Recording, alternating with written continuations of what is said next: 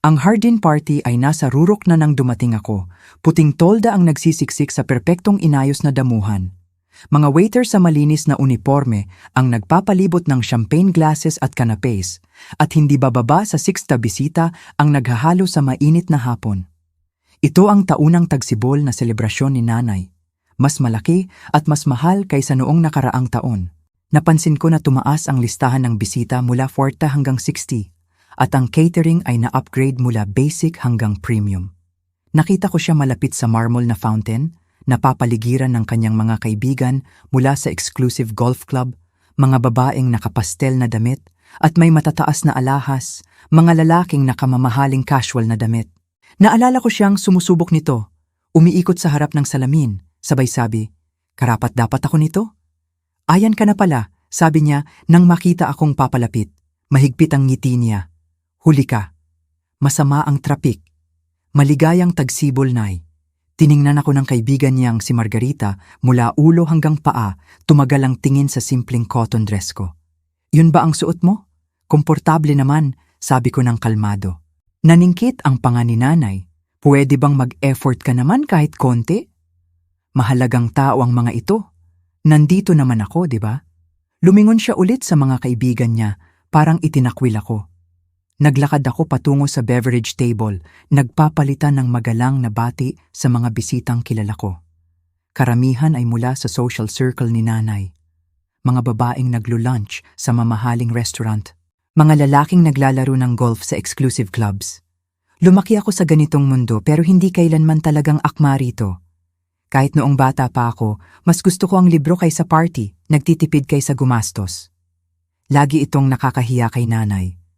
Isang oras na sa party, nakikipag-usap ako sa isa sa mga caterer tungkol sa negosyo nila nang dumating si nanay sa tabi ko. "Ano ba ginagawa mo?" Bulong niya ng malakas.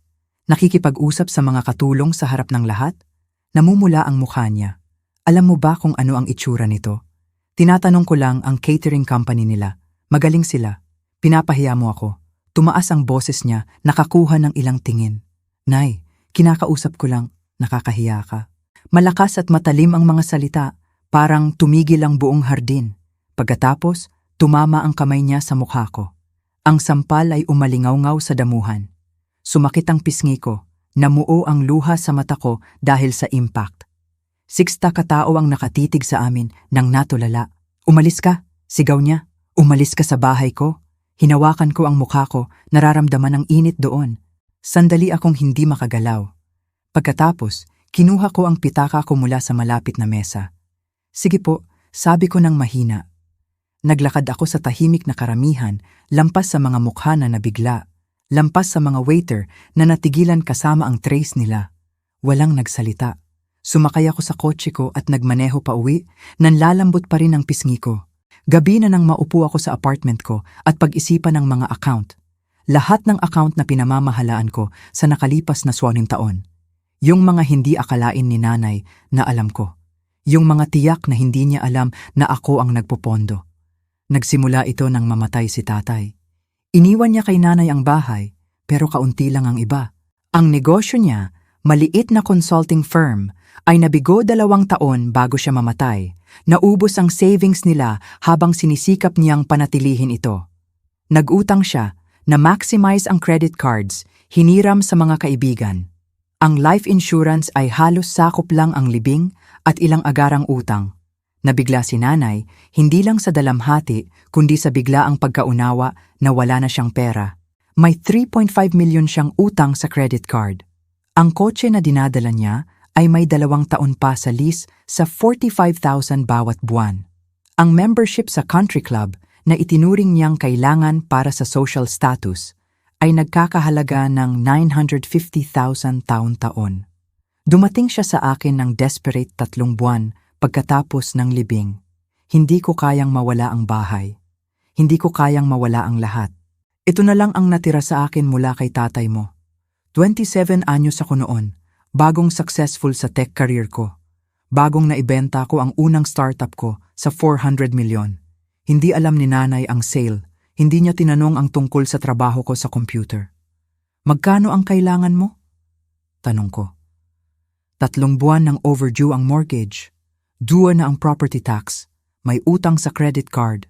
Tiningnan ko ang mga numero. Masama. Talagang masama. Kung walang tulong, mawawala sa kanya ang lahat sa loob ng amin na buwan. Kaya gumawa ako ng desisyon. Sa pamamagitan ng financial manager ko, nag-set up ako ng sistema. Automatikong maglilipat ang investment accounts ko ng pera para takpan ang gastusin ni nanay. Mortgage, property tax, utilities, country club membership, car payment, credit cards, lahat. Galing sa account sa pangalan ng business manager ko ang mga bayad. Nakatanggap si nanay ng notifications na may anonymous benefactor na nagtayo ng trust para sa kanya. Hindi niya tinanong, hindi niya pinagtaka kung sino ang nasa likod nito. Sa loob ng 7 taon, ako ang nagpopondo sa lifestyle niya. Ang bahay, ang mga party, ang designer clothes, ang luxury vacations, lahat binayaran ng anak na nakakahiya sa kanya. Patuloy akong nagtatrabaho, nagtatayo ng pangalawang startup, maingat na namumuhunan. Ang 400 milyon ay naging P2 billion. Kaya ko siyang suportahan.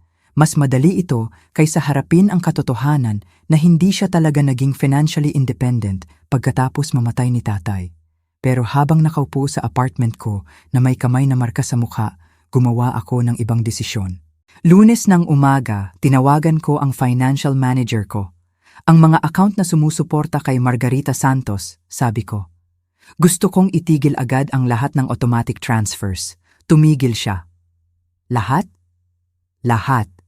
Mortgage, credit cards, utilities, club memberships, lahat titigil ngayon. Sigurado ka ba? Siguradong sigurado. Sige, iproseso ko ang termination sa loob ng 1 oras. Susunod, tinawagan ko diretso ang mortgage company. Tungkol ito sa account sa 2847 Riverside Drive. Ako ang garantor sa mortgage na yon. Tinatanggal ko na ang guarantee ko effective immediately. Sinuri ng kinatuwa ng sistema. Ms. G. Santos, ikaw ang garantor sa loob ng 7 taon? Kung aalisin mo ang guarantee, kailangang mag-qualify ang primary account holder mag-isa o tatawagin ang loan. Naiintindihan ko. Sigurado ka? Oo, iproseso ko ang papeles. Si Jean Enganters Margarita Santos ay iaabisuhan sa loob ng 48 oras. Ginugol ko ang natitirang Lunes sa paggawa ng katulad na tawag sa credit card companies kung saan ako ang authorized payer, sa country club kung saan ako ang nagbabayad ng membership fees, at sa luxury car dealership kung saan ako ang nag-guarantee ng lease. Sa Martes ng hapon, buong-buo nang nawasak ang sistema na itinayo ko sa loob ng 7 taon. Miyerkules ng umaga, nagsimulang tumunog ang telepono ko. Numero ni nanay. Hindi ko sinagot, nag-iwan siya ng voicemail. May mali sa accounts ko. Sabi ng bangko, rejected ang mortgage payment ko. Tawagan mo ako. Huwebes, tumawag siya ng 6 na beses. Binura ko ang bawat voicemail nang hindi pinapakinggan. Biyernes ng hapon, dumating siya sa building ng opisina ko. Tinawag ng security. Sabihin mong hindi ako available. Mrs. Santos, napaka-insistent niya. Sabi niya, emergency. Sabihin mong mag-appointment muna sa assistant ko. Tungkol sa ilang accounts daw. Mukhang upset na upset. Hindi ko na problema. Pinilit siyang umalis ng security pagkatapos ng 20 minuto. Gabi na, nakatanggap ako ng text mula sa tiya kong si Lourdes, kapatid ni nanay. Tumawag sa akin ang nanay mo na umiiyak. May problema sa accounts daw niya. Alam mo ba ito? Hindi ako sumagot. Sabado, dumami pa ang tawag. Linggo, walang tigil ang phone ko. Pinatay ko ito at ginugol ang weekend sa pagbabasa. Lunes, eksaktong 1 linggo pagkatapos ng party, tumawag ang financial manager ko. May mga tawag mula sa maraming creditors, sabi niya. Bounced ang mortgage payment ng nanay mo. Declined ang credit cards niya. Tumawag ang country club tungkol sa unpaid dues. Nagbabanta ang car lease company na i-repossess. Inaasahan ko na. Nag-hire din siya ng lawyer.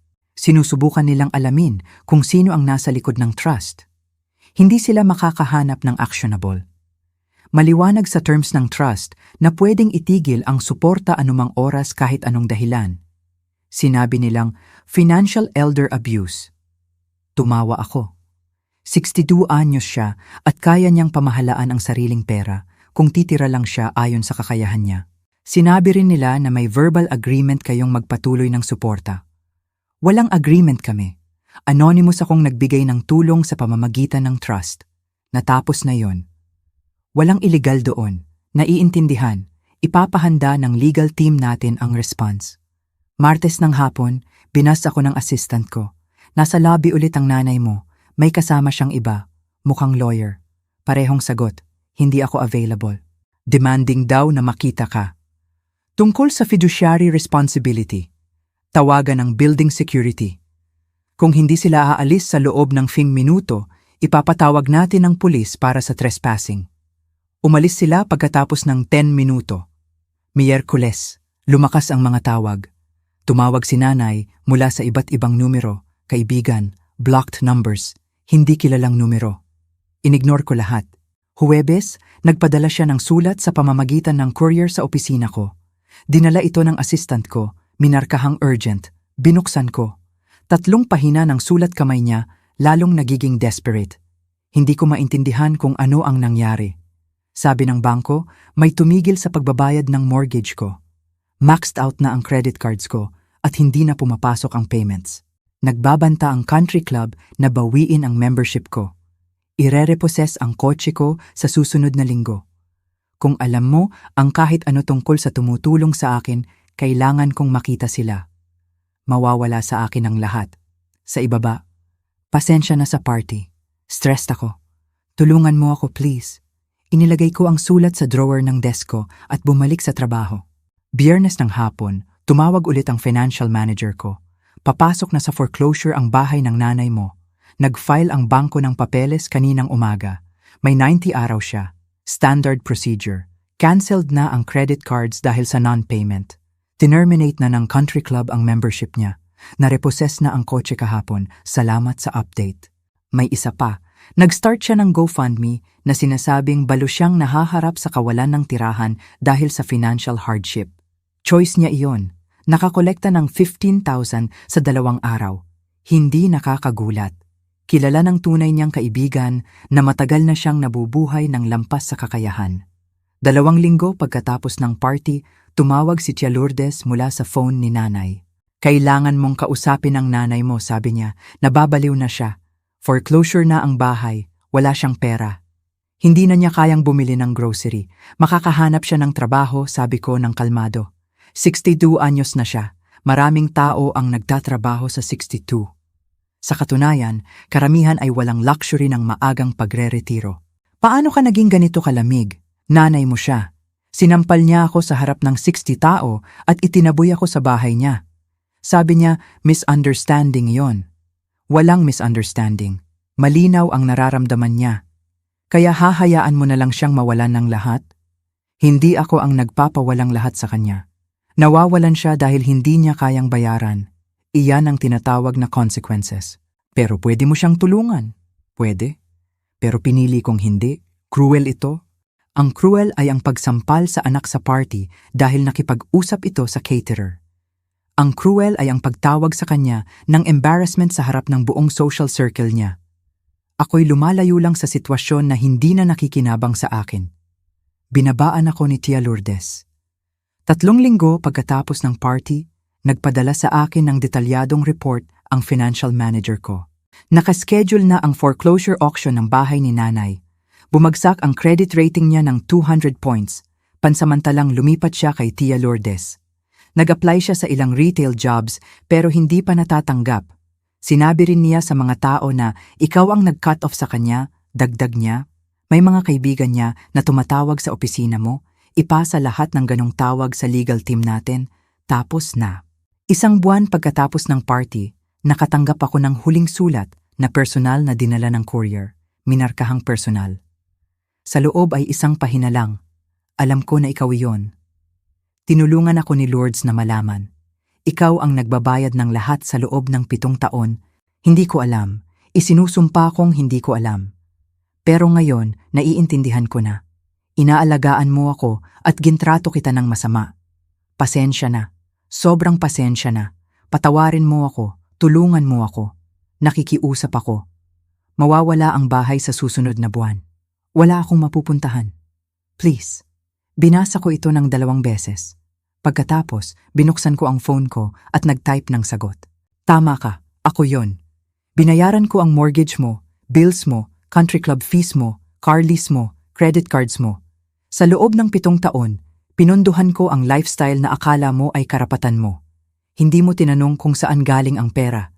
Hindi mo pinagtaka ang anonymous trust. Ginastos mo lang. At habang binabayaran ko ang designer dresses mo at garden parties mo, tinawag mo akong embarrassment. Sinampal mo ako sa harap ng mga kaibigan mo. Kaya ngayon, ikaw na ang bahala kung paano mo susuportahan ang sarili mo katulad ng iba. Hindi ko ito pinadala. Sa halip, binura ko ito at nagsulat ng mas simple. Natapos na ang trust na sumusuporta sa iyo. Wala akong impormasyon kung sino ang nagtayo nito o bakit ito tinigil. Iminumungkahi kong magsalita ka sa financial advisor tungkol sa pagtira ayon sa kakayahan mo. Ipinadala ko iyon. Agad dumating ang sagot niya. Ikaw iyon. Alam kong ikaw iyon. Paano mo nagawa ito sa sarili mong nanay? Binlock ko ang numero niya. Na-auction ang bahay 6 na linggo pagkatapos ng party. Lumipat si nanay sa maliit na apartment sa kabilang parte ng syudad. Nagtatrabaho part-time sa department store. Narinig ko ito sa pamamagitan ng mga occasional update ni Tia Lourdes na hindi ko hiniling pero hindi ko pinigilan. Patuloy na umunlad ang negosyo ko.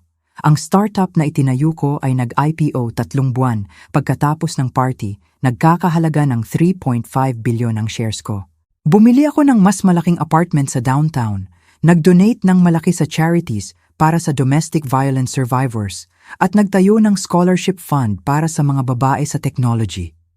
Minsan, dumadaan ako sa dating bahay ni nanay. May batang pamilya na nakatira roon ngayon. Nagdagdag sila ng playground sa likod kung saan dating nakatayo ang party tent. Hindi na ako sumagot sa anumang mensahe pa ni nanay. Sa huli, tumigil na rin sila. Tinanong ako minsan ng financial manager ko kung nagsisisi ako sa desisyon ko. Maingat kong pinag-isipan bago sumagot. Hindi, sabi ko. Nagsisisi ako sa pag-enable sa kanya ng 7 taon. Nagsisisi ako na hindi ko siya pinaharap sa realidad ng mas maaga. Nagsisisi ako sa pag-iisip na mabibili ng pera ang respeto o pagmamahal o kahit basic na decency, pero hindi ako nagsisisi sa pagtigil. Fair iyon, sabi niya. Nagtayo ako ng success sa pamamagitan ng pagkilala kung kailan hindi na nagbubunga ang investment. Si nanay ang pinakamahirap na investment na iniwan ko. Pero katulad ng mabuting negosyante, natuto akong mag-cut ng losses. Tinuruan niya akong may conditions ang pag-ibig. Tinuruan ko lang siyang may conditions din ang suporta. Pareho kaming natuto ng aral noong tagsibol na iyon. Ang pagkakaiba, kusang loob kong natutunan ang sa akin.